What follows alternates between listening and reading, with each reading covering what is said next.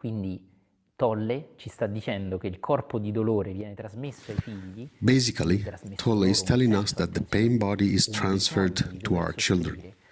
Therefore, what we transfer to them is the need to suffer through arguments and fights, that is, the specific dynamics of parents' pain bodies. In other words, without even realizing it and somehow sweeping it under the carpet, we learn that love is suffering. The more I love someone, the more I have to suffer, fight, get in trouble. Rings a bell? I'm going to skip one part now, which is also very interesting. Tolle is also talking about alcohol consumption and how often this is related to the pain body dynamics. Maybe we'll talk about it later on. Most pain bodies want to both inflict and suffer pain, but some are predominantly either perpetrators or victims. Ma certi sono prevalentemente carnefici o prevalentemente vittime. I would add that we tend to be perpetrators with some people and we tend to be victims with other people. Now we are going to give you some hints to simply identify these dynamics. Keep in mind that if you feel guilty for having them, you are not yet ready to see them. This means that you still identify yourself with a nice, good-like, quote-unquote, spiritual side of you. Therefore, you are not ready to see how the personality, which is not the real you, is. You are not ready to see who you really are beyond the personality.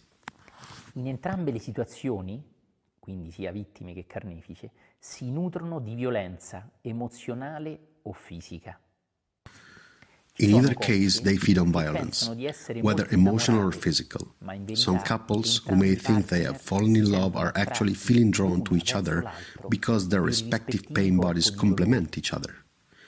Dear friends, Eckhart Tolle here is very kind, and I would like to emphasize this concept. Tolle says there are couples, well, I would say basically all of them. Dear friends, Tolle is very kind as he says, maybe some couples might. No, actually almost all couples. In first instance, because there is nothing wrong with that. Secondly, since in most couples there is no light from the beyond and not very much awareness, it can only be that way. It's not a bad thing, but simply we have to evolve alongside technological evolution.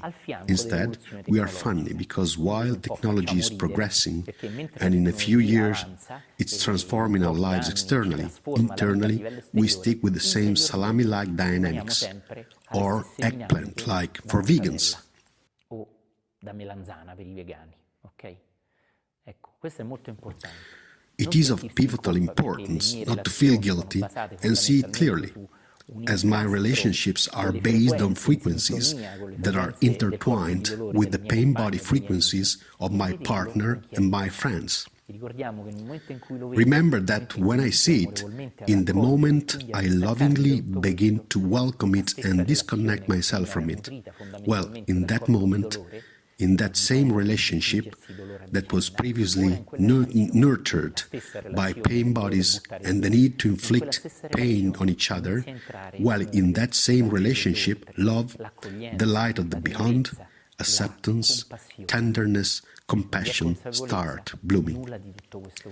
If there is no awareness, none of that can be, and there is nothing but an exchange of comfort, attachments, pain body dynamics. Rings a bell?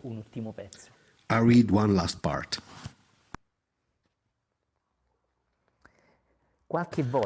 Sometimes the roles of perpetrator and victim are already clearly prescribed by the time they meet.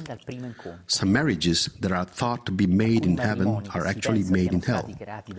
If I asked you, simply and almost like in a game, whether you tend to be more a perpetrator or a victim, would you have an answer?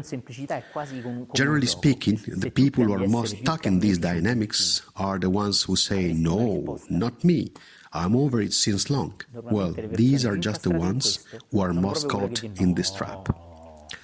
So if there is no feeling of guilt and no tendency to underestimate who you think you are, then you can just see it, and then I would ask you, do you tend to be more a victim or a perpetrator?